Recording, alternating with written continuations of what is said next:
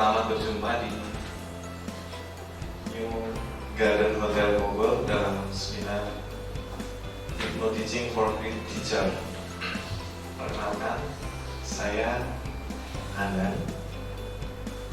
Saya akan menemani Anda dalam memandu seminar ini. Namun sebelum kita masuk ke acara ini, mari kita hening sejenak dan berdoa dalam hati masing-masing.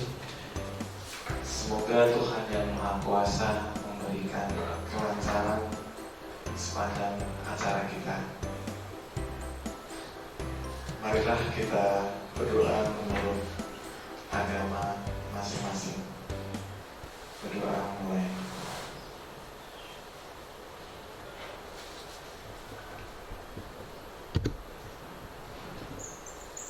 Berdoa selesai. Bapak Ibu sekalian, pada kesempatan ini kita pantas berterima kasih kepada para sponsor dan donatur yang telah mendukung terselenggaranya acara pada hari ini. Terima kasih kami ucapkan kepada PT Group Pariwisata Indonesia, Iceland Property, Bakmi GS, Muhammad Ilyas Professional Video Shooting, FDA Printing,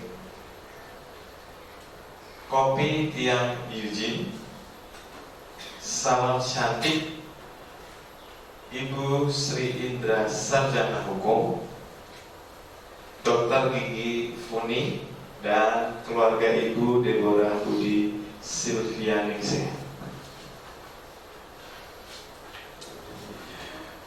Baik, sekarang mari kita masuki acara inti kita, yaitu seminar Hypno Teaching for Great Teachers bersama narasumber tunggal kita, Bapak Dionysius Riandika. Kepada Bapak Dionysius Riandika, saya persilakan. Oke, assalamualaikum warahmatullahi wabarakatuh. Salam sejahtera untuk kita semua. Baik, rekan-rekan terkasih, sambil menunggu teman-teman karena ada yang dari Jakarta, Depok barangkali masih dalam perjalanan, kita akan mulai saja. Pertama-tama saya ajak kita semua untuk berdiri, kita menyanyikan lagu Indonesia Raya.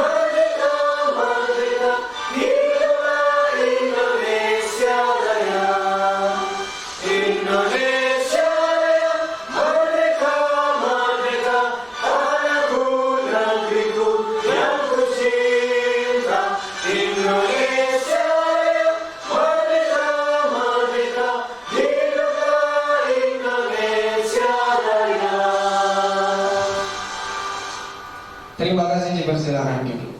Baik, kita semua bersyukur atas ulang tahun Indonesia Raya yang ke-74, dan karena itulah acara pada hari ini terselenggara. Jadi terima kasih saya ucapkan kepada rekan-rekan semua yang hari ini bergabung dalam seminar ini. Ini seminar yang khusus diselenggarakan bagi para guru, bagi para pendidik. karena Indonesia nanti akan lebih jaya melalui pendidikan yang lebih berkualitas. Hari ini judul seminarnya Hypno-Teaching for Great Teachers. Hypno-Teaching untuk guru-guru yang luar biasa. Jadi Anda semua yang ada di sini berarti adalah guru-guru yang luar biasa. Barangkali ada yang bertanya-tanya apa itu Hypno-Teaching, atau sebelumnya sudah pernah tahu, sudah pernah mengikuti sejenis hipnosis, hypno-teaching, hipnoterapi atau hipno-hipno yang lain? Belum ya? Belum. Baik, mungkin banyak yang penasaran apa itu hypno-teaching. Jadi nanti kita akan bahas lebih dalam lagi. Hypno-teaching itu pembelajaran menggunakan metode hipnosis. Saya mengucapkan terima kasih dulu kepada motivator hidup saya, istri saya yang ada di belakang saya dan anak saya. Saat saya punya ide untuk menyelenggarakan seminar gratis untuk guru-guru nanti di HUT RI ke-74, mereka ini sangat mendukung sekali sampai kita kerja keras hingga acara pada hari ini berlangsung. Terima kasih, boleh tepuk tangan untuk istri dan anak saya. Terima kasih. Saya memperkenalkan diri dulu. Nama saya Dionisius Riandika. Dari lahir saya sudah diberi nama ini. Saya lahir di kota kecil, kota sejuk di Ambarawa. Itu ada di Kabupaten Semarang, di Jawa Tengah. Kotanya sangat kecil tapi sangat sejuk sekali, sangat dingin. Saya sudah menikah dengan seorang istri, seorang anak. Sebentar lagi saya akan punya anak saya yang kedua. Saya hobi banget membaca, saya suka menulis, saya suka traveling bersama keluarga, dan hobi saya itu mengajar. Jadi setiap hari saya mengajar, Sabtu Minggu mengajar, jadi everyday saya mengajar. Saat ini saya tinggal di rumah kecil bersama keluarga saya di kampung Pondok Babakan Ciseeng di Bogor. Itu di area Parung, di perumahan Telaga Kahuripan. Saya aktif sebagai tenaga pengajar di Sekolah Marsudiri ini dan seminaris Stella Maris. Basic saya Certified Advanced Leadership Training. Jadi saya ngasih pelatihan-pelatihan tentang kepemimpinan juga, seminar-seminar kepemimpinan juga untuk anak-anak, remaja, orang-orang muda, kaum muda. Certified Neuroscience Training. Jadi saya juga banyak memberikan pelatihan tentang neuroscience, neurolinguistic programming, barangkali yang di bahasa umum kita kenal. Saya certified hipnoterapis dari Ikatan Praktisi Hipnosis dan Hipnoterapi Indonesia. Nah, untuk Great Life Solution ini sebenarnya program yang saya bentuk, saya buat untuk sharing, untuk berbagi ilmu, berbagi keterampilan kepada banyak orang, supaya banyak orang, tujuannya karena ini empowerment program, jadi supaya setiap pribadi, setiap orang itu berdaya, mulai dari anak-anak sekolah, mulai dari para guru dan banyak kalangan. Tujuannya itu, nah karena hobi saya menulis, saya sudah menulis beberapa buku. Ini beberapa buku karya saya, sudah 9 buku saya terbitkan. Selain nulis buku, saya juga aktif menulis di media cetak, di majalah-majalah pendidikan, terutama bahas tentang pengembangan diri dan pedagogi juga. Ini dia Great Life Solution Indonesia. Jadi itu sebuah program semacam ini. Saya memberikan sharing ilmu, keterampilan ke banyak orang, ke banyak komunitas untuk memberdayakan diri. Untuk info tentang saya ada di blog di Dionisius Riandika. Yang aktif beremail bisa di dionisiusriandika@yahoo.co.id atau di kontak WhatsApp saya yang sudah Bapak Ibu hubungi kemarin ya. Ini program-program yang ada di Great Life Solution Indonesia. Saya memberikan hipnomotivasi, pemberian motivasi secara klasikal, secara umum, melalui seminar, melalui training. Juga untuk leadership training dari kalangan anak-anak sekolah sampai remaja, karakter building, pengembangan karakter juga untuk pemberdayaan diri, public speaking dan writing class. Saya juga mengajar untuk kelas-kelas menulis. Jadi bagi yang nanti membutuhkan bisa menghubungi saya. Saya juga terapis, menangani khusus persoalan-persoalan psikosomatik menggunakan metode hipnoterapi. Jadi hipnoterapi itu metode terapi dengan hipnosis. Yang saya tangani penyakit-penyakit psikosomatik, penyakit yang kayaknya sakit fisik tapi ternyata itu penyebabnya psikologis, gitu ya. Macam Anda nggak mau sekolah, misalnya itu yang ada di sekolah, fobia, trauma, stres, kecanduan rokok, kecanduan game kalau anak-anak. Yang mau langsing, diet langsing, itu ada hypnoslimming programnya. Jadi ada yang susah banget, sudah coba banyak olahraga, sudah minum pil diet, sudah capek hidup bahkan. Nah, bisa diatasi dengan hipnoterapi ya, hypnoslimming nanti. Juga ada yang kesulitan untuk tidur, susah tidur, nggak ngantuk-ngantuk, begadang terus gitu ya, seperti kelelawar gitu. Minder, meningkatkan fokus atau gampang lupa. Kok saya gampang banget lupaan, kenapa ya gitu. Susah paham, gampang lupa gitu. Ada ya, untuk meningkatkan daya ingat untuk anak-anak, untuk meningkatkan daya ingat. Jadi di pembelajaran di kelas supaya dia lebih gampang untuk menangkap pelajaran. Dan banyak masalah psikosomatik lainnya. Jadi intinya psikosomatik itu sakit yang tanda-tandanya fisik, tapi itu diakibatkan karena kondisi psikologis. Contohnya bisa sakit mah. Sakit mah itu 80-90% itu karena psikologis. Sariawan, ada yang saya kok gampang banget sariawan, nggak sembuh-sembuh gitu ya. Itu sudah bisa jadi karena psikologisnya yang harus ditangani. Tekanan darah bisa tiba-tiba naik atau tiba-tiba turun, atau nggak jelas naik turun itu bisa jadi itu masalah psikosomatiknya. Itu saya rasa perkenalan saya, dan sekarang mari kita mulai. Bahasa saya bukan let's go tapi let's grow. Mari kita tunggu bersama-sama kita. Yang pertama itu give your 100%. Jadi mohon selama kita nanti sepanjang 3 jam kurang lebih kita dari sini, kita kasih 100% untuk materi yang akan ada di sini supaya kita dapatnya juga 100%. Kita kasih 100%, kita dapat 100%. Raise your energy, tingkatkan terus energi kita ya. Jadi begitu kita masuk, kita sudah bawa energi masing-masing. Energi yang positifnya kita tingkatkan. Jadi nanti grafiknya harus naik, gitu ya. Jadi dalam pembelajaran di kelas-kelas nanti juga harus seperti itu.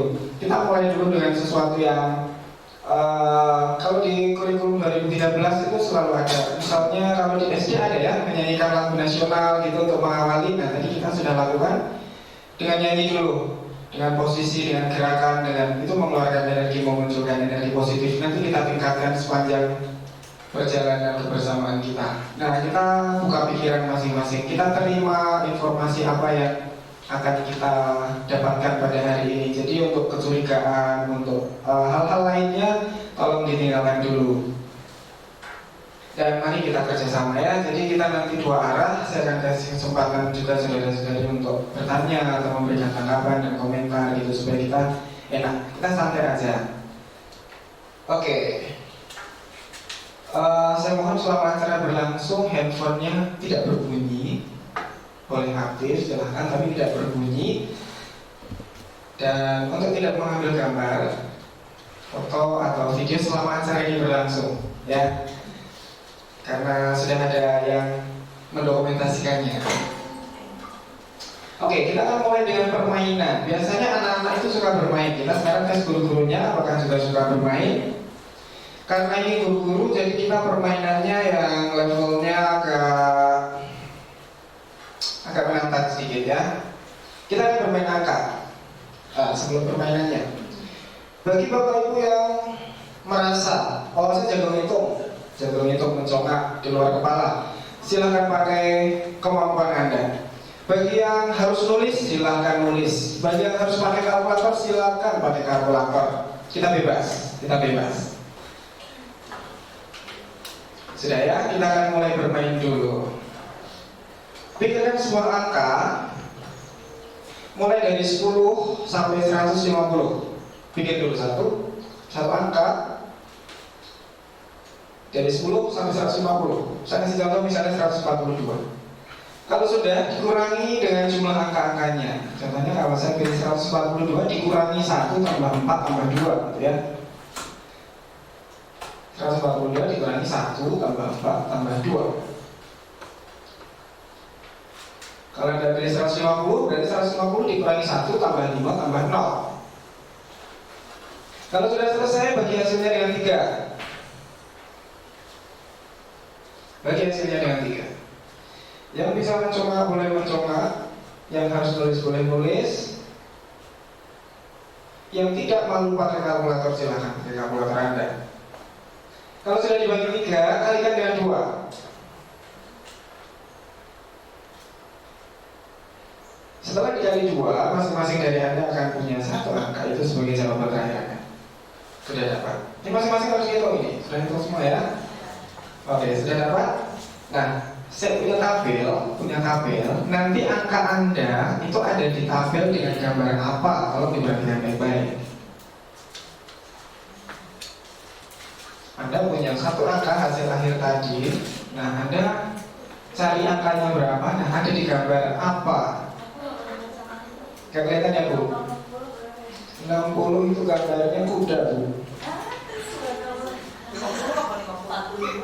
Ibu suka kuda ya? Oke, dan hasilnya kuda. Dan semuanya harusnya kuda ini. Ada yang tidak kuda? Anak-anak yang tidak kuda? Oh, Ibu harus ngecek lagi itu hasilnya. Oke, kita tingkatkan lagi. Kita coba lagi. Kita harus samakan persepsi. Kita harus samakan frekuensi kita. Hubungannya angka itu dengan kuda itu angkanya berapa? Angka asalnya 60, angka yang saya tulis 59. 59. Hubungannya 59 itu kalau ditambah 1 60 Bu. 60 itu ada kaitannya dengan kuda karena kuda ini suka dengan angka 60 itu hubungannya Bu. Kita hanya bercanda ya. Oke, kita coba lagi. Kita harus samakan fokus dulu sebelum kita mulai ke materi nanti. Ulang lagi ya, pikirkan satu angka dari 10 sampai 150. Kurangi dengan jumlah angka-angkanya seperti tadi ya. Kalau 150 berarti dikurangi 1 tambah 5 tambah 0. Bagi 3 kalikan 2. Ngerasain kan jadi murid kayak gimana?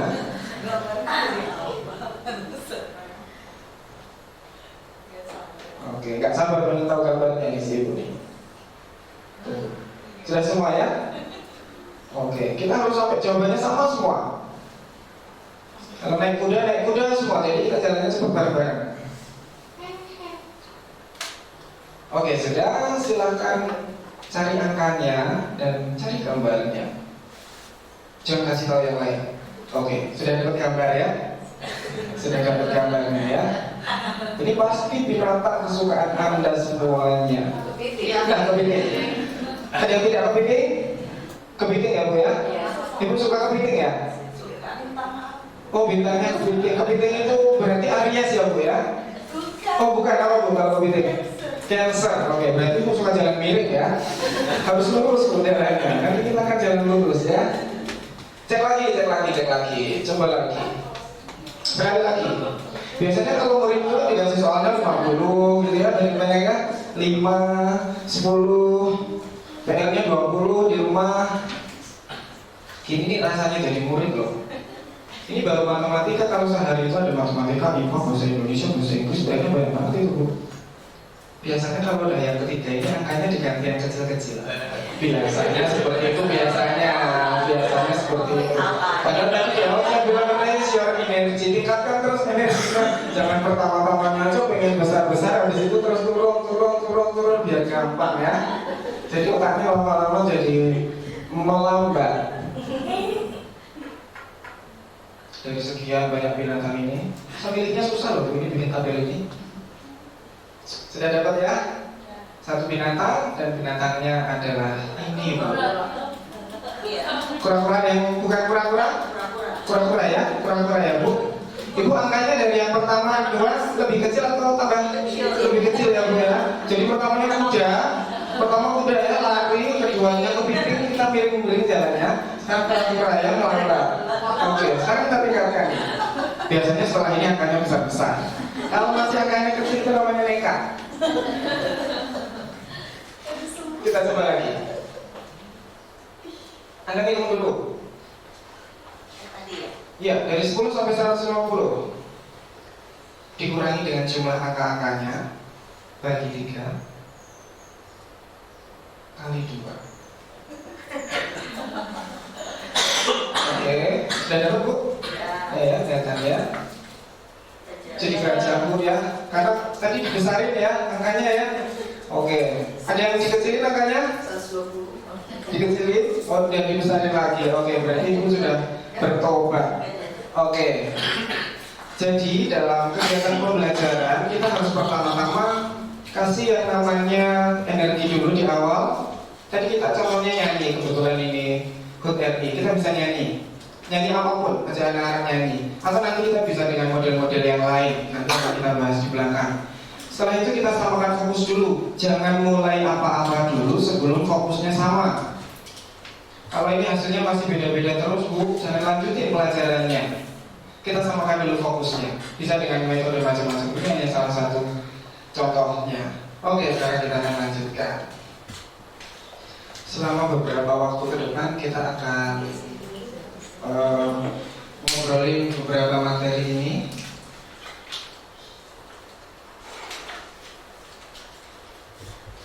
Semoga materi baru. Biasanya kalau hal-hal baru itu menarik perhatian. Jadi Anda punya fokus dengan intensitas yang tinggi. Materi pertama nanti kita akan pelajari tentang pikiran manusia.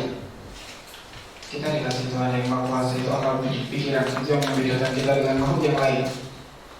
Kita cek ada apa dalam pikiran kita itu. Yang kedua kita akan mengenal, supaya kenalan sama yang namanya hipnosis. Barangkali ada yang horor mendengar hipnosis ini. Kemudian kita akan masuk ke hypnoteaching dan nanti hypnomotivation. Jadi nanti Bapak Ibu akan saja untuk bersama-sama merasakan kondisi hipnosis ini, ya. Oke, yang pertama tentang pikiran manusia.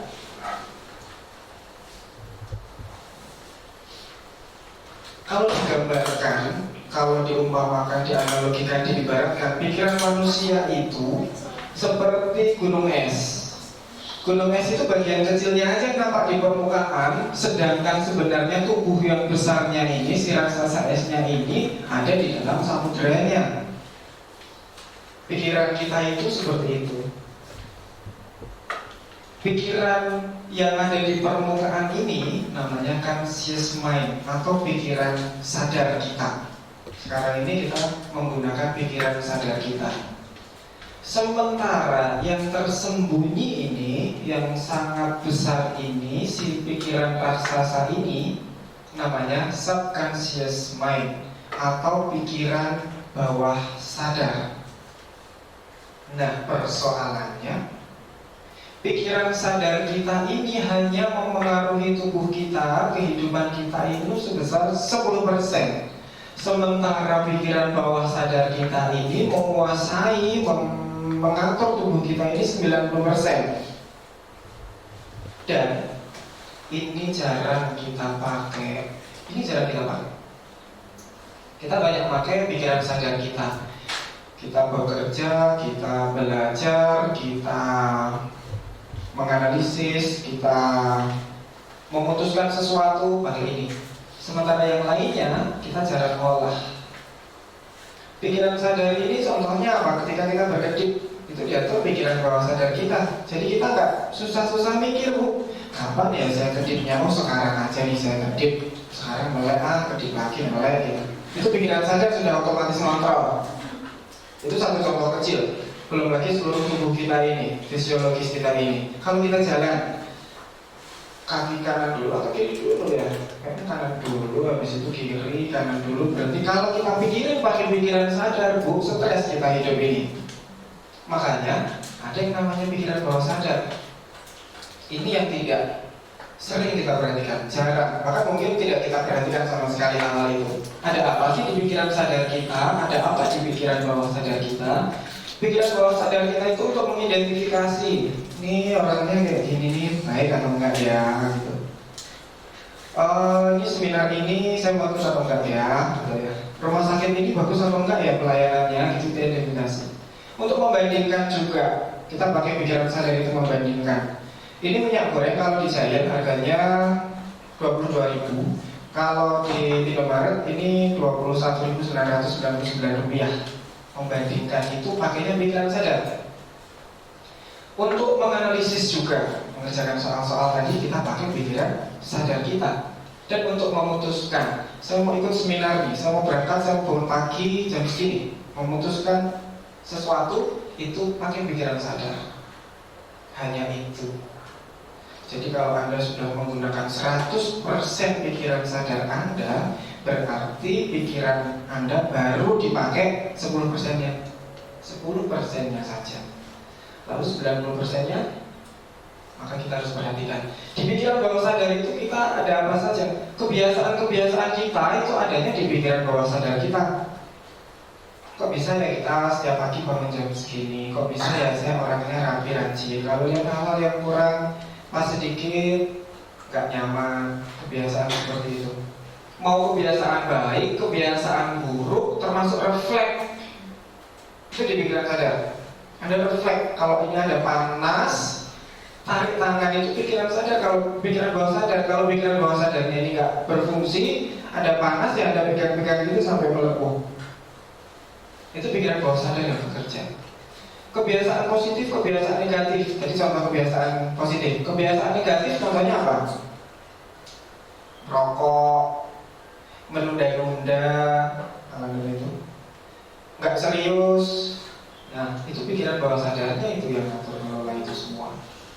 Emosi, perasaan, itu kaitannya dengan situasi tertentu atau dengan orang tertentu. Ini pikiran bawah sadar juga yang ngatur emosi kita. Bisa jadi pemarah, bisa jadi pemaaf atau sabar banget. Nah, itu pikiran bawah sadar itu yang kelola. Keyakinan atau kepercayaan, termasuk agama. Kita yakin mengimani satu agama, itu pikiran bawah sadar kita yang ngatur, yang mengelola. Makanya nggak bisa sembarangan Anda disuruh pindah agama terus pindah-pindah aja, nanti seminggu bisa pindah agama 7 kali. Kita nggak bisa seperti itu. Pikiran bawah sadar kita mengontrol. Nilai-nilai hidup, Anda yakin dan percaya kalau memberi itu perbuatan baik. Anda percaya kalau nyolong itu tidak baik. Pikiran bawah sadar yang bekerja. Apalagi kepribadian kita terbentuk itu karena pikiran bawah sadar kita. Tentu melalui prosesnya dan kita gali. Persepsi cara pandang kita. Cara pandang kita menilai seseorang. Oh, kita akan jadi orang yang ramah, kita akan jadi orang yang sopan, santun. Pikiran bawah sadar itu yang kontrol. Intuisi, insting, naluri, itu pikiran bawah sadar yang bekerja. Memori jangka panjang. Jadi yang punya ingatan baik itu berarti pikiran bawah sadarnya bagus. Memori jangka panjang diatur di sini. Termasuk kreativitas. Kreativitas itu dari mana munculnya? Dari pikiran bawah sadar. Dari pikiran bawah sadar. Pikiran sadar tadi sudah ya. Pikiran bawah sadar itu ngatur juga fisiologis, fisik kita. Kita olahraga, kita senang, kita lari, kita melompat. Itu diaturnya pikiran bawah sadar. Kita bisa punya insting kan, nanti kalau saya awalannya di sini saya akan melompat, pas di sana tumpuannya saya akan melompat setinggi apa. Kalau kita mikir pakai pikiran sadar, wow. Metabolisme tubuh.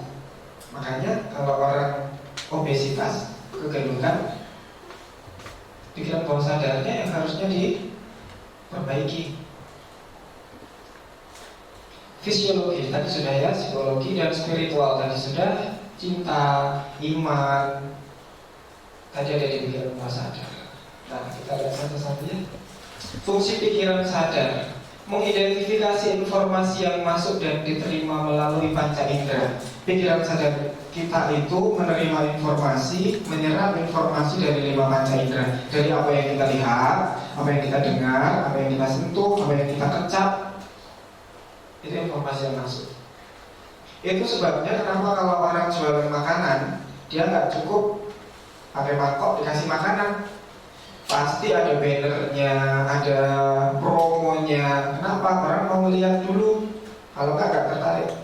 Begitu masuk ada aromanya juga. Kalau sudah dikecap dirasakan rasanya enak juga, bersih juga tampilannya, tempatnya. Jadi kita akan memutuskan saya suka makan di sana, bersih, enak, sejuk, nyaman, ya ada musiknya misalnya. Membandingkan informasi tadi. Informasinya dapat dari mana? Nih, dari pengalaman dan segala informasi yang kita masuk yang ada di pikiran bawah sadar. Menganalisis dan memutuskan. Pikiran bawah sadar, kita ulang lagi, kebiasaan baik buruk refleks ada di sana. Emosi, memori jangka panjang, kepribadian, intuisi, kreativitas, persepsi, belief atau value kita, termasuk iman kita. Kita mengimani sesuatu, percaya sesuatu, pikiran bawah sadar kita itu yang ngatur. Nah sekarang di antara pikiran sadar dan pikiran bawah sadar itu ada yang namanya critical area. Ini satu area yang letaknya setengah-setengah. Setengah wilayahnya ada di pikiran sadar, setengah areanya ada di pikiran bawah sadar. Fungsinya untuk apa? Untuk melindungi. Jadi ini sebagai hansipnya, ini sebagai security-nya. Supaya apa? Supaya pikiran bawah sadar kita aman. Contohnya tadi, kita nggak mudah dipengaruhi untuk gampang banget pindah agama, nggak bisa. Kamu besok bunuh dia ya, nggak bisa. Kalau nggak ada critical area ini, wah kacau ini, kacau. Itu contoh ya. Jadi critical area ini fungsinya sebagai filter, supaya apa yang ada dalam pikiran bawah sadar ini terlindungi, dan supaya apa yang masuk di pikiran sadar kita tidak seenaknya bisa masuk ke situ. Nggak bisa seenaknya bisa masuk ke situ. Informasi-informasi baru akan masuk ke pikiran sadar. Nanti akan dicek dulu informasinya penting atau enggak, cocok nggak dengan keyakinan saya, dengan kebiasaan saya, dengan karakter saya, dengan kepribadian saya. Kalau enggak. Ada baju baru nih, gambarnya seperti ini, modelnya seperti ini, masuk ke pikiran sadar. Anda memutuskan, oh saya mau beli. Tapi bisa jadi tiba-tiba, kok saya nggak jadi beli ya? Barangkali pikiran bawah sadar Anda memberikan warning, nggak cocok kalau warna itu dipakai. Kayaknya nggak pas kalau nanti kamu pakai untuk acara ini misalnya. Anda sudah memutuskan memilih pakai baju ini nanti mau ke seminar. Ternyata tiba-tiba sudah mau dipakai, tiba-tiba aja ganti, nggak tahu kenapa bisa ganti sendiri itu. Pikiran bawah sadar kita yang kontrol itu. Oh itu kurang pas, dia ngasih tahu secara tidak langsung. Oh itu intuisi, instinktif yang ada di sini. Sampai di sini dulu. Ada yang mau ditanyakan? Silakan dulu. Kalau dulu kata hipnotis itu kan kadang-kadang suka menakutkan, karena yang kita rekam itu adalah yang suka yang jahat-jahat gitu ya. Misalnya kalau tadi barusan cerita kita di Trans 7 misalnya nonton si Po Alpha itu bisa tuh sama si siapa atau satu orang itu kok bisa dia berubah gitu. Banyak tokoh-tokoh di TV itu yang membuat kita jadi warning gitu ya. Aduh di jalan takutnya ditepok, terus kita dihipnotis, terus kita dirampok gitu kan. Terus takut pas saat mendengar kata itu adalah suatu momok kalau pribadi saya gitu. Makanya tujuan saya datang ke sini juga pengen tahu ini bisa dipakai buat apa dan lain sebagainya. Ada nah hal-hal yang seperti itu kan gimana ya itu kita kan tadi menyamakan persepsi dulu ya. Maksud saya kalau itu kan berarti bisa dipakai untuk kejahatan atau kebaikan, itu kan pilihan. Tapi kalau menurut Bapak hal-hal yang kita lihat di TV seliuran mata itu baik nggak atau gimana nggak gitu? Karena kita sebagai penonton jadi takut gitu loh. Makanya saya jadi jujur gitu ya. Jadi jujur gitu. Nah kita kan ada hal-hal yang kita nggak mau jujur ke orang karena itu merusak mungkin urusan nama baik kita, privacy kita. Mungkin dikasih tahu dulu Pak itu. Oke. Ini kita perjalanan ya sebelum ke hipnosis, maka kenapa takut? Karena orang nggak tahu basicnya. Itu makanya kita dari awal tadi ya, tapi saya akan jawab.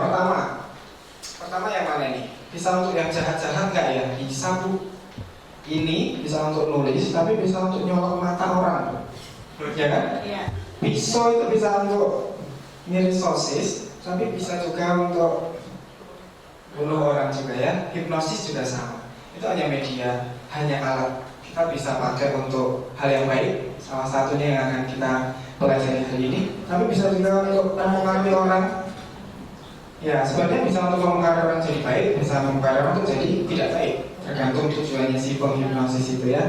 Kemudian kalau yang acara di TV itu bagi kami kalangan praktisi hipnosis, hipnoterapis itu menyaksikan bahwa itu bukan hipnosis, karena dari karakteristiknya, dari prosedurnya, dari ciri-ciri mereka yang ada di situ sama sekali tidak menunjukkan bahwa itu ciri-ciri orang yang terhipnosis. Dan hipnosis nggak bisa bikin orang jujur Bu.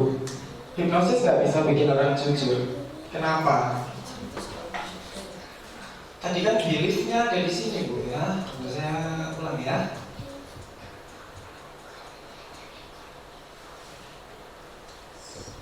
Nah, kita punya keyakinan, punya kepercayaan ada di pikiran bawah sadar. Dan di sini ada critical area tadi ya, ada critical area. Di sini kita sudah punya keyakinan, sudah punya rahasia, sudah punya sesuatu yang kita simpan. Bisa nggak kita ditanya orang terus tiba-tiba jujur? Nggak bisa kalau kita tidak mau. Jadi orang yang dihipnosis pun, meskipun dia dalam keadaan hipnosis, kalau disuruh jujur, kalau pikiran bawah sadarnya saya nggak mau jujur, nggak bisa jujur. Makanya di kami ada yang namanya hipnoforensik. Hipnoforensik itu metode hipnosis yang digunakan untuk bagian forensik untuk mengungkap kejahatan. Dan itu yang dihipnosis bukan pelaku kejahatannya Bu. Yang dihipnosis adalah saksi. Kenapa? Ya orang kalau maling nggak akan ngaku, orang kalau bunuh nggak akan ngaku. Jadi yang dihipnosis siapa? Saksinya. Biasanya kalau ada kejahatan tertentu itu berarti emosinya intens, tinggi. Si saksi mata itu bisa jadi dia tegang, bisa takut ketika diwawancara, ditanya di kepolisian jadi saksi, dia nggak bisa mengungkapkannya, maka dibantu dengan hipnosis.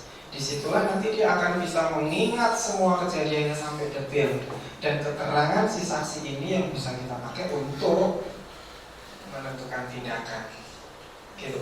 Tapi kalau si subjek, si klien ini pengen jujur, saya mau jujur, justru dia minta saya pengen jujur, kalau dihipnosis bisa saja. Tapi kalau dia tidak mau jujur, mengungkap kejujurannya sendiri, nggak bisa tiba-tiba orang dihipnosis, kemudian dia ditanya apa, jujur semua nggak bisa. Gitu ya. Cukup jelas? Oke, sementara itu kita masih di pikirannya. Nah, sekarang ini pertanyaan tadi kan, bagaimana caranya si critical area tadi kita buka.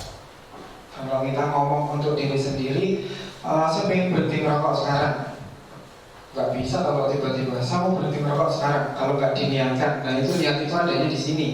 Jadi kita ngomongnya harus kepikiran bawah sadar.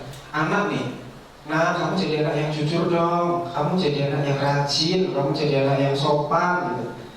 Kalau kita ngomongnya cuma dalam kondisi dia sadar, ya cuma di sini aja Bu. Tapi nggak bisa masuk ke pikiran bawah sadarnya, nggak bisa jadi keyakinannya, nggak bisa jadi kepribadiannya, nggak bisa jadi nanti karakternya. Maka critical area ini perlu kita buka. Jadi ini bisa dibuka. Salah satu caranya ya dengan hipnosis. Itu cuma salah satu caranya.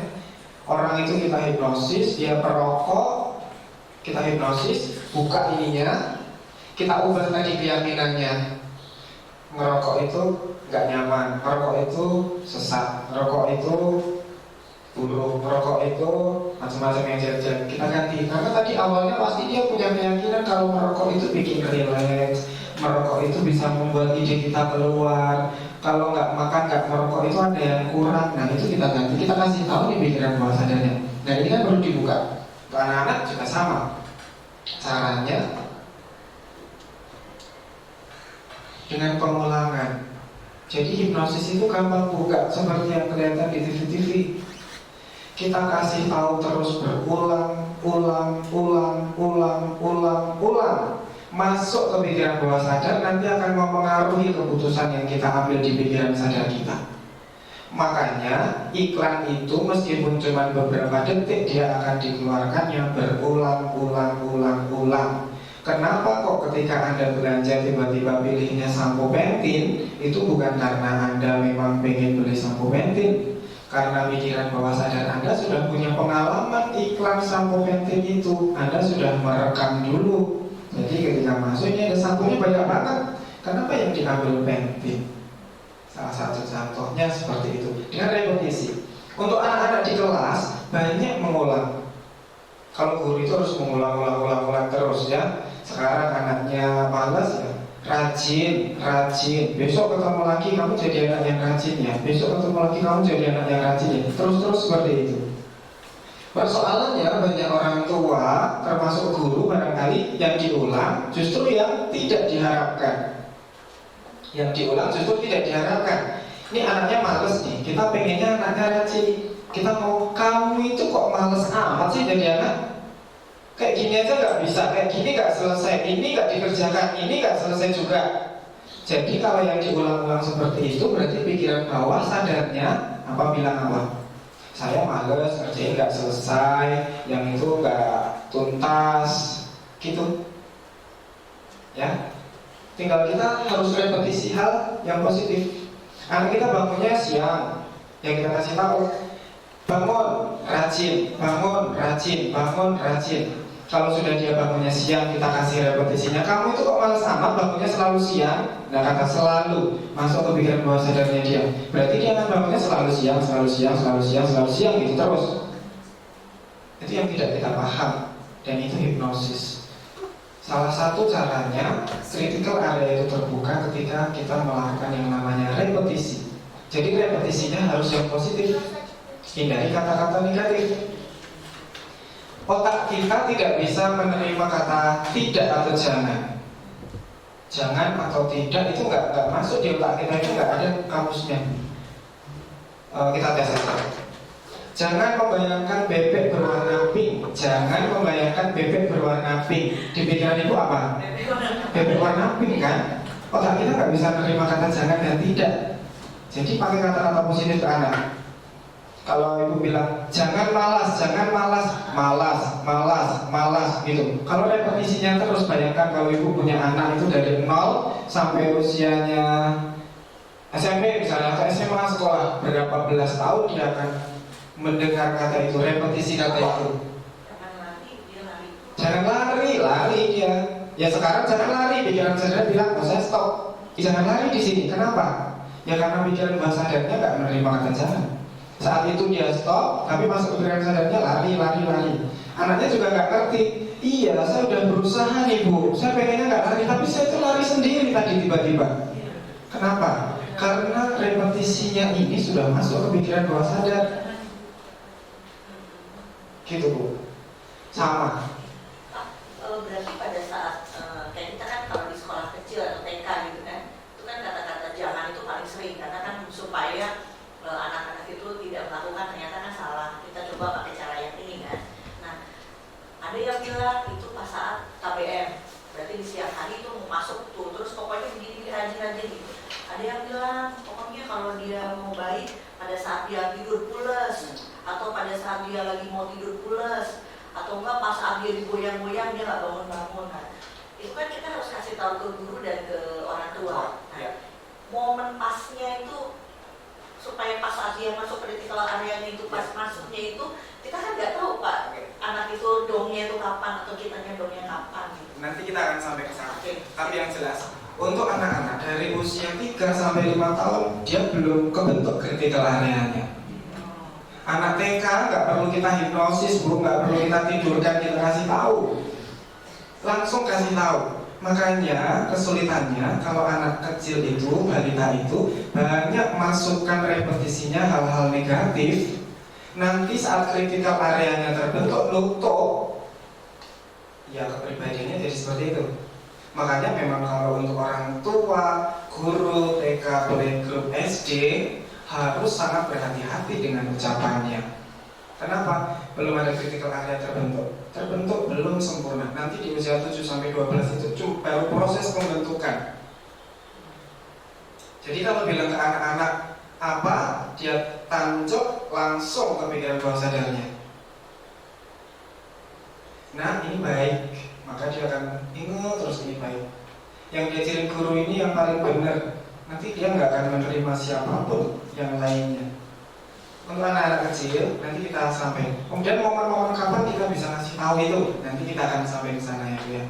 Jadi untuk usia sebenarnya sampai usia 11-12 tahun kita nggak perlu pakai istilahnya induksi formal. Kita hipnosis secara formal gitu enggak. Jadi kalau saya senang kalau klien yang datang itu anak-anak. Kalau di 5 tahun, 6 tahun, 7 tahun gitu biasanya kalau anaknya diantar datang gitu saya nggak mau nih terapi anaknya, saya mau terapi ibu bapaknya. Kenapa? Bukan anaknya yang bermasalah. Kalau anak masih seusia seperti itu pasti orang tuanya. Ini ada pengalaman. Datang, Pak, anak saya ini jago matematika. Mohon maaf, dia orangnya Chinese itu biasanya jago banget matematika. Papa mamanya jago banget matematika. Tapi anak saya ini ngitung seperti ini aja bingung kayak gini, nggak bisa, ini nggak bisa, ini nggak bisa, ini nggak bisa. Tolong nih pasti ada yang salah ini dengan otaknya gitu ya. Terus cek dulu. Kalau pas dia nggak bisa, ibunya bilang apa, mamanya bilang apa, papanya bilang apa. Masa kayak gini gampangnya aja nggak bisa sih dek kamu dek? Ini kan gampang banget, maksud kayak gini aja kamu ngerjainnya salah. Ya itu, padahal itu anaknya. Berarti dia punya kesempatan untuk mendoktrin anaknya itu dari kecil. Akibatnya jadi nggak bisa. Soal mudah aja nggak bisa. Kenapa? Yang masuk ke sananya nggak bisa. Makanya gampang, orang tuanya dikasih tahu, diganti kalimatnya. Dek ini gampang, caranya seperti ini, mudah, cepat. Kamu gampang paham, kamu hitung cepat, hitung benar. Kalau masih anak usia kecil, bisa kita kasih tahu langsung, repetisi aja terus langsung, seperti itu. Kalau untuk dewasa nanti harus ada hipnosis normalnya. Salah satu caranya untuk membuka critical area, untuk bisa menanamkan informasi, sugesti, informasi baru, kita pakai repetisi. Jadi hipnosis itu nggak mengerikan ya. Ini hipnosis. Makanya iklan itu sering. Untuk apa? Yang disasar pikiran bawah sadarnya. Iklan rokok itu nggak nampilin orang ngerokok loh. Enggak. Yang disasar pikiran bawah sadarnya dia. Sesuatu yang keren, sesuatu yang elegan, sesuatu yang mewah, sesuatu yang ekstrim. Yang disasar pikiran bawah sadarnya. Jadi mau merokok itu bisa membunuhmu, ya bodoh amat merokok membunuh. Saya tetap merokok. Kenapa? Karena saya dapat emosi nih, keren. Iklannya menampilkan hal seperti itu. Cowok banget, ya, naik jeep, bisa terjun payung, bisa terbang bebas dan sebagainya. Nah, yang kedua ini tadi, identifikasi kelompok atau keluarga. Maksudnya gini. Kalau kita dalam satu keluarga, anak kita akan ngikutin kebiasaan kita. Itu secara tidak langsung hipnosis. Kenapa? Karena critical area belum terbentuk tadi sejak usia balita. Kemudian apa yang dilakukan orang tuanya, apa yang dilakukan kelompoknya akan jadi keyakinan ke dia. Kalau itu positif, jadinya positif. Kalau negatif, jadi negatif. Jadi sudah kita bahas banyak di sini. Jadi inti pertamanya dari keluarga. Kedua, kalau keluarga sudah menyerahkan ke guru, yang guru ini. Makanya hati-hati kalau kita punya pandangan, punya persepsi atau informasi yang keliru, kita kasih tahu ke anak-anak. Nah ini pulpen ini hanya bisa untuk menulis, Dia akan pakai ini hanya untuk menulis. Padahal biasa juga dia pakai untuk menggambar. Bisa juga dia pakai untuk hal-hal yang lain. Karena dia apa? Di kelompoknya melakukan hal itu, di keluarganya terbentuk kebiasaan seperti itu, dia akan ngikutin. Itu secara otomatis. Bawah sadarnya akan meyakini bahwa itu adalah yang seharusnya saya lakukan. Kenapa? Karena kelompok saya sebagian besar orang saya seperti itu. Karena keluarga saya melakukan seperti itu semua. Untuk kelompok-kelompok radikal misalnya, kenapa kok dia meyakini kalau kegiatan radikalnya dia itu benar? Ya karena kelompoknya dia melakukan itu semua. Jadi itu menjadi keyakinannya dia. Itu salah satu contoh. Nah ini yang tadi ide yang disampaikan figur otoritas. Anak kita, kalau kita memandang seseorang itu sebagai figur otoritas, dia punya otoritas, entah dia pinter, dia jago, dia punya pangkat, punya kedudukan, maka apapun yang dia bilang kita akan percaya. Di rumah jelas orang tua ngomong apa, anak akan percaya. Ya kalau ngomongnya benar, dia percaya benar. Kalau orang tua ngomongnya pas gak benar, anak percaya kalau itu sebagai benar, dia lakukan itu. Dan itu tertanam terus seumur hidupnya. Maka di sekolah, guru itu menjadi figur otoritas. Anak-anak itu lebih percaya gurunya, biasanya kalau anak-anak kecil TK, SD itu lebih percaya gurunya daripada orang tuanya di rumah. Makanya orang tuanya stres ketika anaknya diajari dengan cara lain atau dikasih tahu kata bu guru begini, kata bu guru begini. Enggak, yang benar itu begini. Kenapa? Karena kita sebagai guru, pendidik di kelas, di sekolah, kita dipandang sebagai figur otoritas. Apapun yang kita ucapkan, apa yang kita lakukan, kita contohkan, masuk ke pikiran bawah sadar mereka dan menjadi belief, keyakinan mereka. Nah, jadi sekarang kita sebagai guru, sebagai pendidik, sebagai figur otoritas, ya kita mulai menata diri kita. Apa yang kita omongkan, apa yang kita lakukan, apa yang kita pikirkan, kita contohkan, itu tertanam. Kenapa? Karena anak-anak kita menganggap itu panutan kita. Saya seperti itu, melakukannya ya kayak gitu itu. Ya. Makanya kalau iklan itu ya pasti pakainya artis. Semakin artisnya terkenal, ya semakin laku. Kenapa? Itu figur otoritas. Kalau yang ngomong ini presiden, pasti lebih didengar. Meskipun yang dikatakan presiden dan saya sama, Anda pasti akan lebih percaya sama presidennya. Figur otoritas itu menentukan. Kemudian emosi yang intens. Emosi yang intens itu membuka gerbang tadi, critical area tadi. Saat kita benar-benar marah, saat kita benar-benar gembira, bahagia, saat kita sedih banget, saat itu critical area-nya terbuka. Dan biasanya emosi intens ini tertanam dalam pikiran bawah sadar dan tidak akan hilang. Dia akan ingat terus. Makanya anak-anak harus diberi pengalaman yang menyenangkan terus menerus. Kenapa? Karena dia akan ingat itu seumur hidupnya. Kalau seorang guru sampai ngasih pengalaman yang membuat emosi anak itu sedih, marah, takut, benci, kecewa, Anda akan didendam seumur hidupnya. Dan itu trauma yang banyak terjadi di anak-anak. Kenapa? Lihat aja udah pengen pipis. Terjadi itu. Jadi gak mau sekolah. Hati-hati. Sama teman-teman, nah kita harus menjaga anak-anak yang lain juga. Kita di kelas, di sekolah, anaknya banyak. Jangan sampai ada satu anak si A sampai membuat nangis atau mencelakai si B dan tidak kita selesaikan sampai selesai. Nanti dia akan benci, dendam. Bisa jadi nggak mau sekolah, kenapa nggak tahu? Ternyata ada emosi ini. Ada yang memicu dia seperti itu. Muncul lagi, kenapa? Pikiran bawah sadarnya nyimpan memori itu. Maka sebagai guru kita harus banyak kasih pengalaman yang menyenangkan ke anak-anak. Itu akan tertanam seumur hidup. Meskipun sama ya, yang menyedihkan tertanam seumur hidup, yang menyenangkan tertanam seumur hidup. Jadi kita pilih yang baik-baik aja, supaya anak kita happy sekolah, supaya jadi orang hebat semuanya. Emosi yang intens. Dan ini kondisi alfa.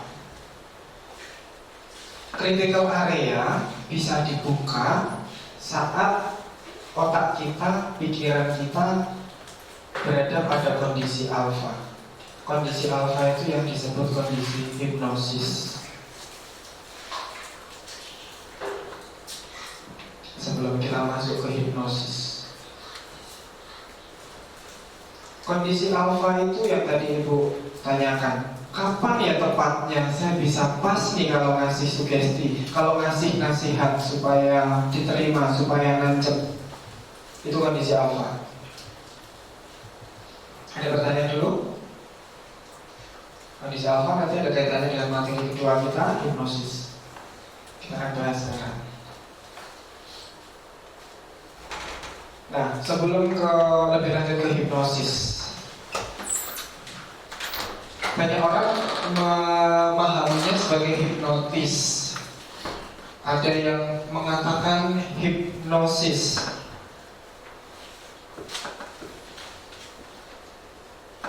Hipnosis adalah prosesnya, hipnotis adalah orangnya. Jadi yang melakukan hipnosis namanya seorang hipnotis, sama seperti gitaris, pianis, keyboardis gitu. Hipnosis itu prosesnya. Jadi kalau Anda mengatakan hipnotis, itu berarti Anda menunjuk kepada orang yang melakukannya. Si Uya Kuya itu hipnotis ya, Ferdian itu hipnotis ya, Romi Rafael itu hipnotis ya, Deddy Corbuzier itu hipnotis ya. Yang dia lakukan adalah hipnosis. Hipnosis ini, kenapa saya belajar hipnosis? Karena ini sangat ilmiah. Kenapa? Ternyata itu bahas pikiran kok, bukan sesuatu yang barangkali tadi dibilang horor, menakutkan. Itu nanti kalau yang membawakan dukun-dukun jadinya seperti itu. Ya, kalau dukun-dukun yang pakai jadinya seperti itu. Di Mesir itu ditemukan di sebuah papyrus. Itu ada dokumen yang menjelaskan tentang proses hipnosis. Itu di tahun 1552 sebelum Masehi. Anda bayangkan hipnosis itu sebenarnya sudah ada jauh banget. Diceritakan di sana pada awalnya untuk penyembuhan. Ada di kuil, namanya kuil hipnosis, kuil tidur. Itu ada seorang pendeta mengobati pasiennya, orang-orang yang sakit, orangnya diapakan? Direlaksasi, disuruh tenang, dikasih lagu-lagu, kemudian dikasih kata-kata tertentu. Itu aja hipnosis. Ini pemahaman yang kelirunya. Katanya hipnosis itu kuasa kegelapan. Kalau nanti kita udah belajar, persepsinya akan beda pasti. Hipnosis itu kuasa kegelapan karena orang dikendam. Dia mau ngasih ini, ngasih ini, ngasih ini, ngasih ini. Kalau kayak gitu caranya ya, saya kaya nanti habis dari sini. Saya mintain aja dari ibu-ibu ini semuanya ya. Hipnosis menguasai pikiran yang tadi bisa nggak saya nanti saya jadi jujur semua gitu. Banyak orang takut di hipnosis ya, nggak mau datang ke hipnoterapis. Hipnosis tidak menguasai pikiran, justru bisa memperbaiki program pikiran yang keliru atau yang salah. Kok selama ini malas? Nah, kita program ulang supaya rajin. Kok selama ini ngerokok terus? Kita program ulang supaya nggak ngerokok lagi. Kok selama ini main games terus? Kita program ulang supaya lebih rajinnya belajar. Gitu. Tidak menguasai pikirannya, Tuhan yang menguasai pikiran kita. Hipnosis itu tidur. Nah, ini yang sering banyak orang bilang. Berarti kalau hipnosis itu kita tidur, seakan-akan tidur. Jadi kalau orang dihipnosis, kemudian merem dia, badannya sangat lemes, kayaknya tidur. Padahal kondisi hipnosis adalah kondisi pikiran kita sangat terjaga 100%. Ya kalau pikirannya tidur kita nggak bisa ngasih sugesti. Kalau pikirannya tidur kita nggak bisa ngasih informasi baru, kita nggak bisa ngasih pemahaman baru. Justru saat kondisi hipnosis ini pikiran kita sedang sangat terjaga 100%, terutama pikiran bawah sadarnya. Jadi kita bisa memprogram ulang belief-belief yang ada di pikiran bawah sadar kita dengan hipnosis. Memang kondisinya seperti tidur, tapi kalau kita lihat ciri-cirinya sebenarnya bukan tidur. Hipnosis itu untuk brainwashing, untuk cuci otak. Kalau menurut saya pribadi bisa untuk cuci otak. Karena tadi ya, itu hanya media. Bisa digunakan untuk hal-hal yang positif, bisa digunakan untuk hal-hal yang negatif. Bisa untuk cuci otak, tapi tidak semudah itu tiba-tiba dicuci otaknya. Tidak tiba-tiba orang dikasih bom terus dia mau ngebom, bunuh dirinya sendiri, nggak bisa. Tiba-tiba orang suruh bunuh anaknya sendiri, nggak bisa semudah itu. Tiba-tiba kamu untuk berdiri di tengah-tengah jalan raya supaya ketabrak, nggak bisa semudah itu. Ya, kita nggak bisa cuci otak, nggak bisa. Hipnosis membuat lupa ingatan. Hipnosis membuat orang lupa ingatan. Tidak untuk hal yang permanen ya. Kalau untuk di show, di TV itu ada yang tiba-tiba lupa namanya, tiba-tiba lupa harus duduknya di mana. Itu hanya sesaat.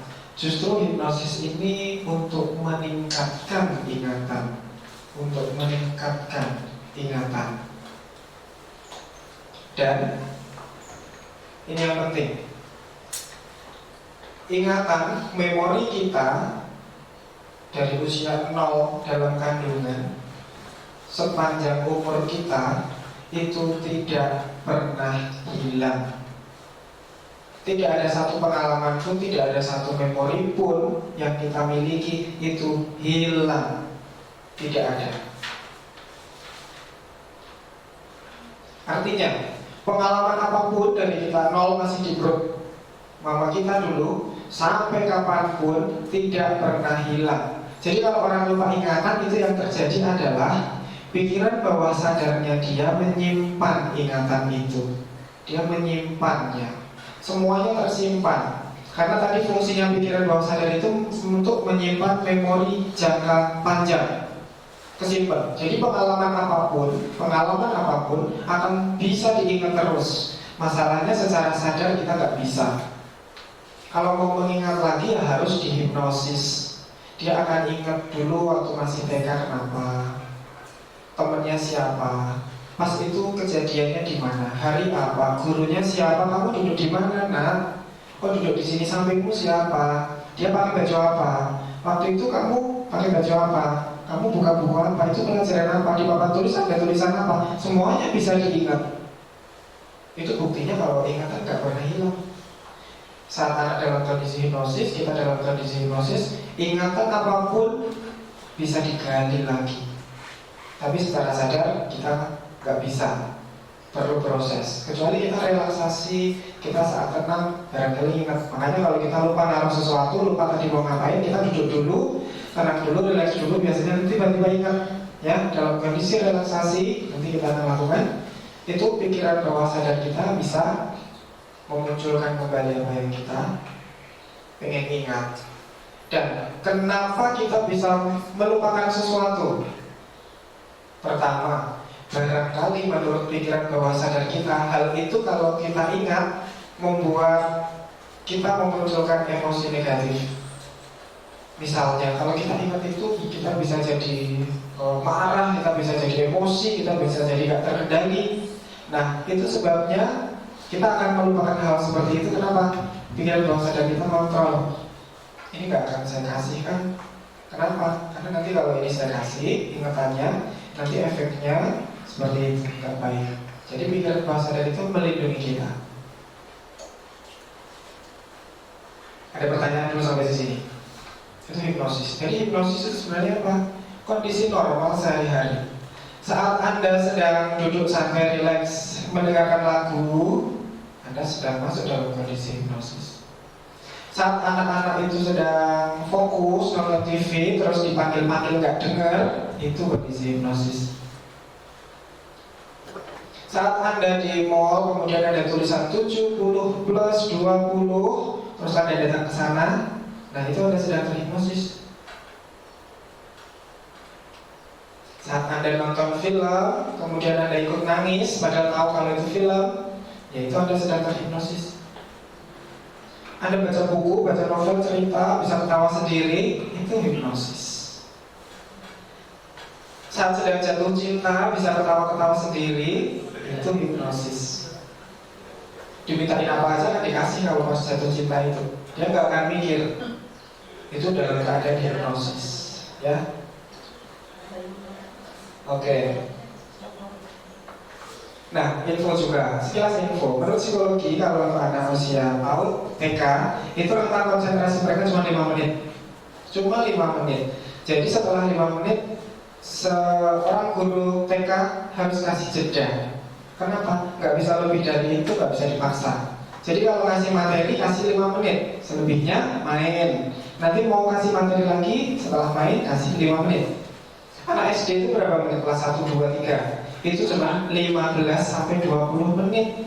Jadi kalau anak SD nanti pelajarannya 2 jam pelajaran itu 35 menit, 20 menit ya. 20 menit. Kok ini udah ngantuk semua? Ya iya, rentang konsentrasi fokus mereka bisa menerima informasi cuma sampai 15-20 menit. 20 menit itu udah maksimal banget. SMP bisa sampai 30 menit. 30-35 menit. Iya, berdasarkan usia. Itu untuk rentang konsentrasi mereka. Jadi kalau kita ngajar terus-terusan, kita kasih materi terus, ya nanti di 20 menit awal dia dapat, selebihnya 12 hilang, nggak nangkep. Makanya supaya kita dapat semuanya, kita kasih jeda dulu dari 20 menit, kita potong, baru kita mulai lagi ke 20 menit berikutnya. Seperti itu. Nah, kita sekarang akan jeda dulu. Kita praktekkan ya. Jadi tadi kalau pembelajaran kita tingkatkan emosi dengan melibatkan emosi anak. Kita bisa berdiri, nyanyi, atau tepuk tangan kalau anak kecil. Untuk yang dewasa ini ada guru SMP ya. SMP bisa kita lompat-lompat. Hanya disuruh lompat-lompat. Ada satu pelatihan, ini cuma ngajari selama 1 minggu itu cuma ngajari lompat-lompat. Jadi satu training, cuma orang suruh lompat-lompat aja. Ini namanya brain state. Kalau kita sedang jenuh, kita sedang males nih, nggak ada ide, mau ngerjain tugas udah mentok, kita lompat-lompat aja, atau kita tepuk tangan, lompat. Setelah selesai lompat, kita mulai lagi seperti ini, kita sedang memulai lagi. Jadi kita nggak kerasa kalau tadi kita sudah 2 jam kerja gitu. Salah satu contohnya seperti itu. Nah, kita sekarang akan cek. Tapi nggak lompat-lompat ya. Kalau untuk guru-guru saya nggak kasih lompat-lompat. Untuk anak-anak biasanya senang kalau guru-guru nanti. Coba masih konsentrasi atau enggak ya? Kalau kita ini punya rentang konsentrasi sebenarnya sampai 40 menit. Cuman itu sangat jarang. Ya, seharusnya loh, secara psikologi kita bisa fokus panjang itu 40 menit. Jadi tadi saya pengennya 40 menit baru jeda. Tapi sepertinya kepanjangan ya. Jadi kita ngikutin anak-anak SD aja nih. Kita ngikutin anak SD. Kita main dulu. Punya jari semua. Oke, tangan kanan. Punya jempol ya. Syukurlah masih punya jempol. Oke. Ini jempol dan telunjuk. Nah, kita temukan. Kita temukan dengan jari tengahnya juga, dengan jari manisnya juga, dengan kelingking juga. Jarang-jarang kan kita temukan mereka ya. Kita kasih kesempatan sekarang mereka bertemu satu sama lain. Ini tangan kanan ya. Oke, dua kali ketukan, 2 kali ketukan, 2 kali ketukan, 2 kali ketukan. 2 kali ketukan, 2 kali ketukan, 2 kali ketukan. Kanan kiri, kanan kiri, kanan kiri, bisa gampang. Tangan kiri. Ada yang kidal nggak di sini? Kalau kidal berarti lebih jago pakai tangan kiri. Oke, 2 ketukan dengan ibu jari semuanya. 2 ketukan, 2 ketukan, 2 ketukan, 2 ketukan. Kanan kiri, kanan kiri, kanan kiri, kanan kiri. Gampang ya, dan sedikit kaku nanti lama-lama masuk. Sekarang dua-duanya. Jempol telunjuk, jempol jari tengah, jempol jari manis, jempol jari kelingking, jempol jari manis, jempol jari tengah, jempol telunjuk. Gitu terus ya. Oke, 2 ketuk dibarengin. Nah, dibarengin biar bagus. Nah, sekarang kita buatnya searah. Kita dari kiri nanti ke kanan semua ya. Jadi yang di sini kanan kiri mulai dari jempol dan kelingking, yang di sini mulai jempol dan telunjuk. Supaya gerakannya bergeser ke sini. Kalau kiri semua, kalau ke kanan semua gitu. Nah, sekarang geser ke kanan. 1 2 geser. 1 2 1 2 1 2. Terakhirnya harus bisa nggak? Enggak. Coba kanan kiri ya, ke kanan ke kiri. Jadi jempolnya bergeraknya dari kiri ke kanan bareng-bareng. Oke, 1 2 1 2 1 2 1 2 kiri. 2 1 2 bisa 1 2 1 2 1 2 1 2 1 2 1 2 1 2. Jangan jempol telunjuk terus, Bu. Ini satunya jempol telunjuk. telunjuk, satu coba kelingking nih, biar dia gesernya bareng-bareng, searah nih Kak. Oke, bisa? Yang berhasil? Belum berhasil? Oke, kita satu kali. Satu kali lagi. Oke, sekarang duduk yang nyaman, bersandar. Duduk yang nyaman, bersandar. Bukan nanti berhasil ya. Duduk yang nyaman, bersandar.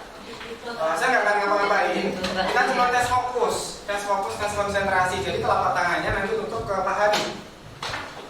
Nanti, kan saya bilang nanti. Ya. Nanti padanya. Oke, lebih cepat ya. Belum dikasih tahu ya. Kerjain.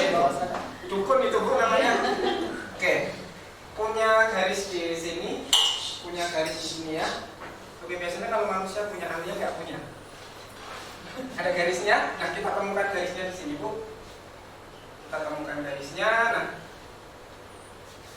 temukan ujung jarinya. Kita lihat ke jari tengah. Jari tengahnya lihat ya. Jari tengahnya lihat.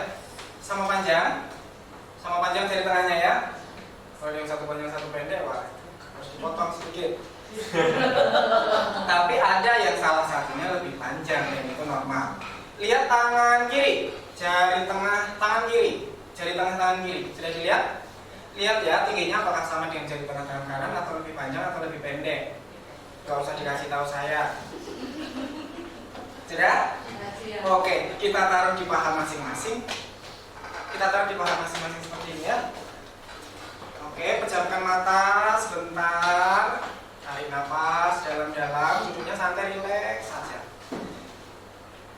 Tarik nafas.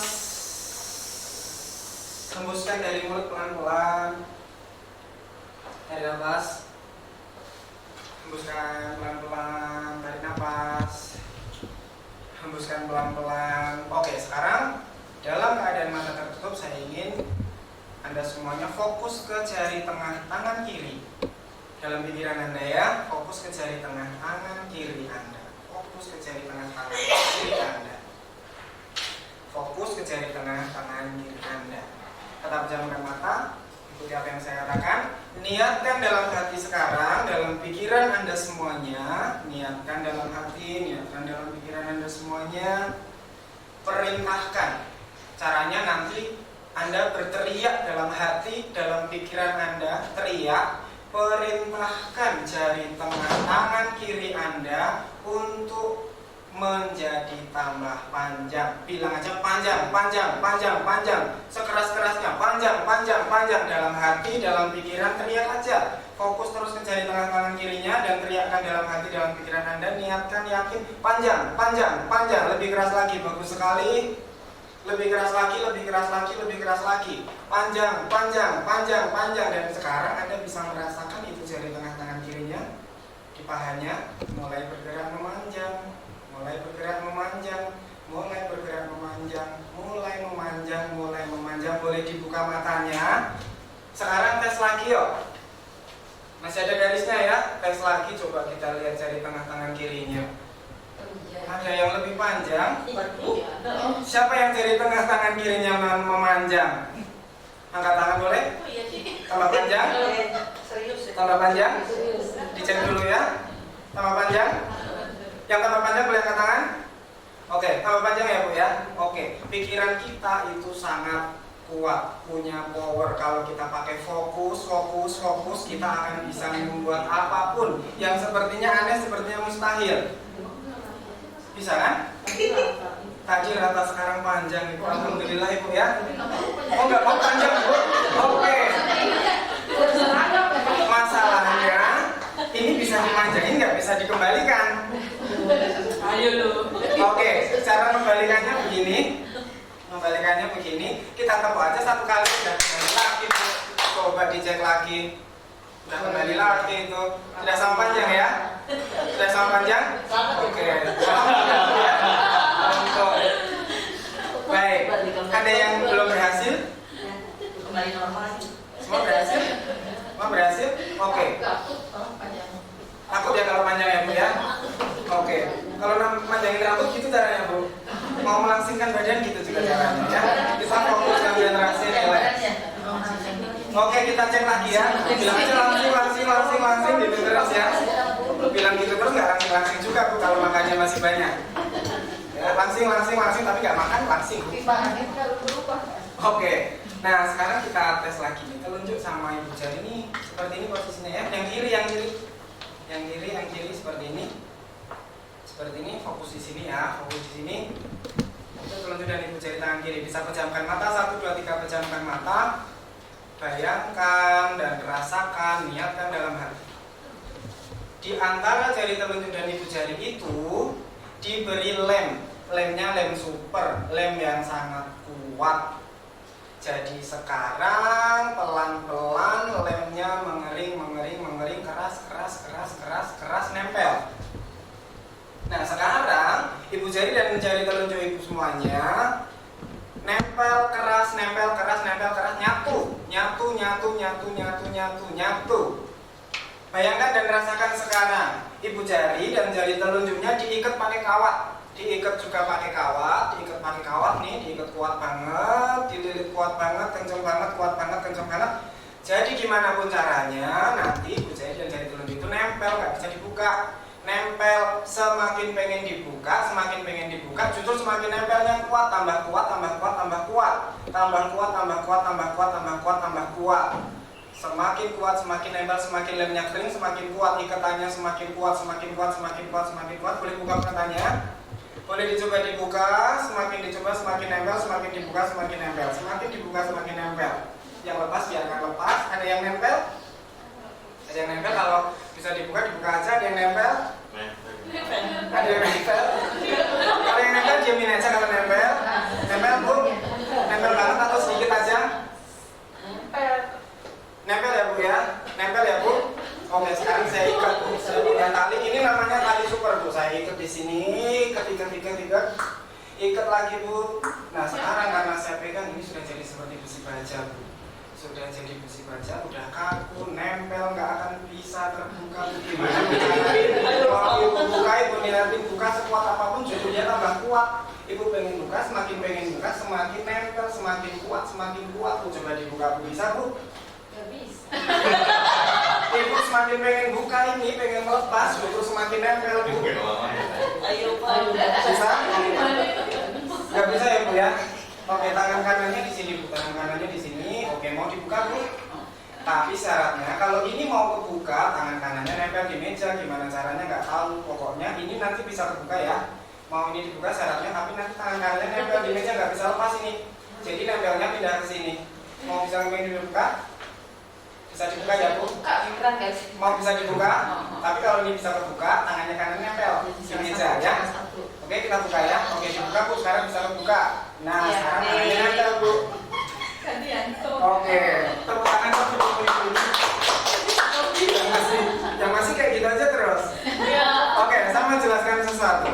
Ini adalah fokus ya, kita main ke fokus. Kalau pikiran kita fokus, kita bisa kok mencapai apapun, kita bisa melakukan apapun. Jadi anak-anak kita ajak fokus, lalu kita bisa masukin apapun ya. Orang jari aja bisa panjang kok, ini bisa nempel kok. Itu yang kayaknya mustahil bagi kita, tapi itu nggak mustahil sebenarnya karena pikiran kita bisa melakukan itu. Kelihatannya mungkin banyak ya. Udah pendek ya Bu ya? Syukur ya Bu ya. Santai. Tapi kenapa tadi ada yang berhasil, ada yang enggak? Karena tingkat fokus konsentrasi seseorang berbeda-beda. Makanya kalau dalam satu kelas itu ada 30 anak, ada yang ini kok nangkepnya cepet banget, ada yang ini sedang, ada yang ini susah. Kenapa? Ya karena tingkat konsentrasinya beda-beda. Nanti kita akan cari cara supaya kita bisa menyamakan mereka punya tingkat konsentrasi yang sama. Salah satu caranya seperti tadi. Kita bisa santai, rileks. Dalam kondisi santai, kondisi rileks beberapa waktu kita bisa memusatkan fokus dan pikiran kita. Saat tadi kita memanjangkan jari tengahnya. Bisa dilakukan dengan relaksasi. Nanti kita akan bersama-sama. Sekarang kita kembali ke materi. Jadi yang tadi kita lakukan, faktor kritisnya, critical areanya tadi kita tembus. Kemudian sugestinya, informasinya diterima di pikiran sadar, maka terjadilah tadi jari tengahnya manjang. Kenapa? Karena Anda sudah bisa menembus faktor kritis pikiran Anda, bisa membuka pikiran bawah sadar Anda, sehingga saat Anda mengatakan panjang, panjang, panjang, maka pikiran bawah sadarnya bilang ya ini harus panjang, dia yang bikin dia panjang. Maka tadi jadi panjang. Saat disuruh nempel, nempel, nempel, nempel, nempel, ya makanya nempel. Kenapa? Karena kita sudah bisa menembus critical area. Untuk kita yang sudah dewasa, kita perlu teknik-teknik tertentu seperti itu. Untuk anak-anak tidak perlu sebenarnya. Untuk balita kelas 1, 2 itu belum perlu. Jadi kita bisa langsung ngasih sesuatu. Tadi dengan repetisi melalui figur otoritas kita dan sebagainya yang sudah kita bahas tadi. Nah, ini fenomena hipnosis. Fenomena hipnosis yang tadi Ibu tanyakan ya, kapan sih tepatnya, kapan pasnya? Ini dia jawabannya. Saat kita berdoa, khusyuk, kita masuk ke kondisi alfa. Saat itu kita bisa benar-benar merasa berdosa, kita bisa mohon ampun, kita bisa nangis, kita bisa merasa dekat dengan Tuhan, kita bisa menyampaikan permohonan, kita yakin kita dalam kondisi hipnosis, dalam keadaan. Maka biasanya dalam kondisi doa, sembahyang harus dalam situasi yang hening, yang sepi. Itu untuk apa? Untuk membuka critical area kita. Kenapa? Karena iman kita tadi, keyakinan sama Tuhan kita tadi di pikiran bawah sadar kita. Kalau kita sedang seperti ini terus kita berdoa, kita nggak akan nyampe nih otaknya, nggak ketemu nih sama Tuhan Allahnya. Kedua, situasi yang monoton, sesuatu yang dibuat monoton gitu. Ada yang tahu kuda lumping ya? Di Bogor ada kuda lumping nggak ya? Ada ya Bu? Ada kuda lumping. Kalau nggak kuda lumping, tari-tarian aja, tari-tarian tradisional dari daerah-daerah tertentu, tari-tarian adat. Itu pasti menggunakan musik-musik yang monoton. Bunyinya seperti itu terus, bunyinya seperti itu terus, bunyinya seperti itu terus. Itu nanti critical areanya kebuka, maka dia bisa seakan-akan kesurupan. Jadi kenapa dia kesurupan? Karena dia mengizinkan dirinya sendiri untuk seperti itu. Ya, pikiran bawah sadarnya dia. Nah ini, saat orang sedang sangat fokus menikmati, menghayati sesuatu, menyanyi. Orang sedang menyanyi, menikmati lagunya, sedang seperti ini nih, kayak si Afgan ini. Dia nggak akan peduli dengan situasi di sekelilingnya. Dia sedang masuk dalam kondisi hipnosis. Jadi seandainya ini, kemudian saya bisik-bisik ini, kamu di sini kasih saya duit 100 juta ya, dia akan kasih duit 100 juta. Jadi saat anak-anak kita sedang fokus melakukan sesuatu tertentu, kita bisa masukkan sugestinya. Itu menjawab pertanyaan Ibu tadi. Kapan pasnya? Saat mereka sedang fokus nonton TV.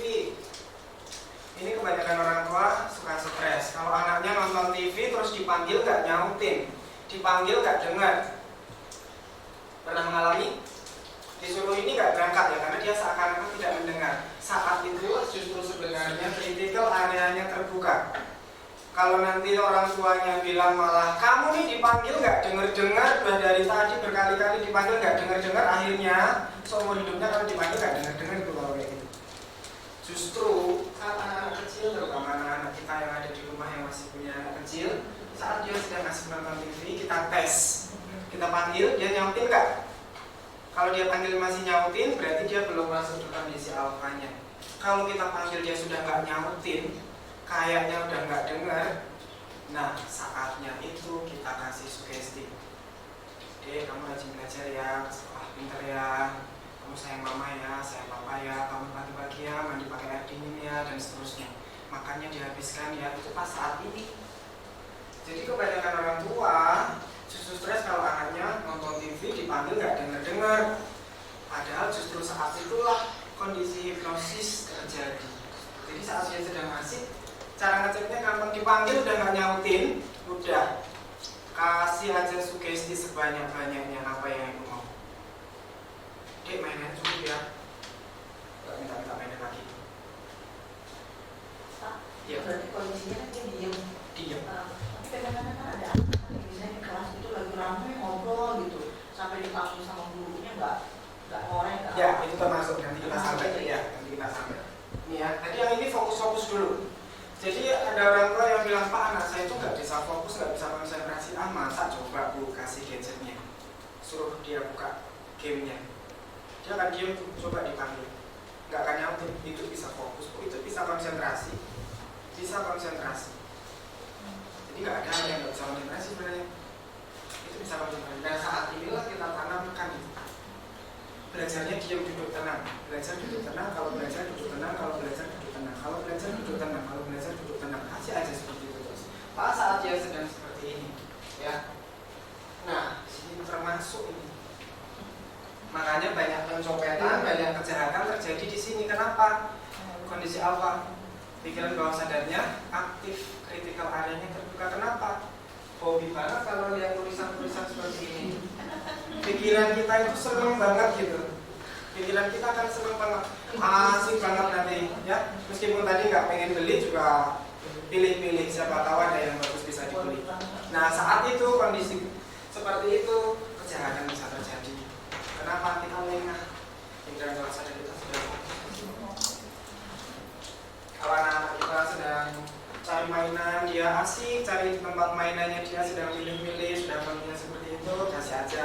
Beli mainannya minggu depan, beli mainannya minggu depan, biarin aja nanti minggu depan dibeli. Besok minggu depannya digituin lagi Bu, jadi nggak usah dibeli mainan aja terus ya. Nah saat ini, saat fokus mendengarkan ceramah, sudah yang menyampaikan pasti figur otoritas, orang yang kita yakini, ulama, pendeta, pastor, siapapun itu, jenderal, presiden yang sedang pidato, pasti mereka akan. Nah saat ini yang bahaya, kalau si figur otoritasnya ngasihnya yang positif, masuk semua. Kalau yang disampaikannya ini negatif, masuk semua. Kenapa? Ini gerbangnya terbuka semua nih pikirannya saat mereka sedang menikmati khotbah seperti itu. Ya, yang kebanyakan dibilang cuci otak barangkali seperti ini. Enggak cuci otak juga ya, enggak cuci otak juga. Ketika kita sedang fokus mendengar sesuatu, pokoknya intens banget, udah nggak bikin hal yang lain-lainnya. Apapun yang disampaikan oleh si figur otoritas ini masuk semuanya. Mau positif, mau negatif, masuk semua. Termasuk guru. Jadi saat anak-anak fokus nih ngedengerin kita, entah sedang bercerita, entah kita sedang menjelaskan sesuatu yang membuat mereka menarik, mereka fokus, yang kita sampaikan akan gampang masuk. Nih, ada program yang namanya Hypnoseller, itu mengajari para penjual, pedagang, marketer untuk menghipnosis pembelinya secara tidak sadar. Ini dilakukan mereka.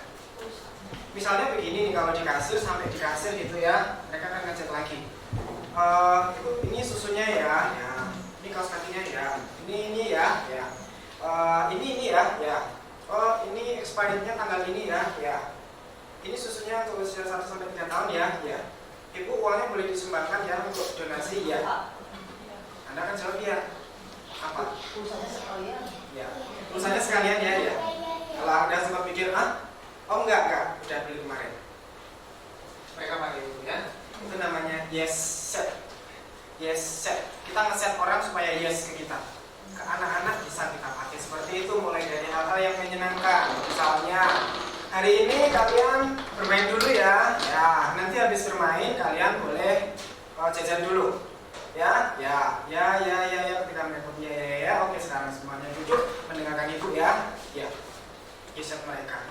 Itu membuka critical area saat itu ya. Jadi direpetisi dan kita buat yes set.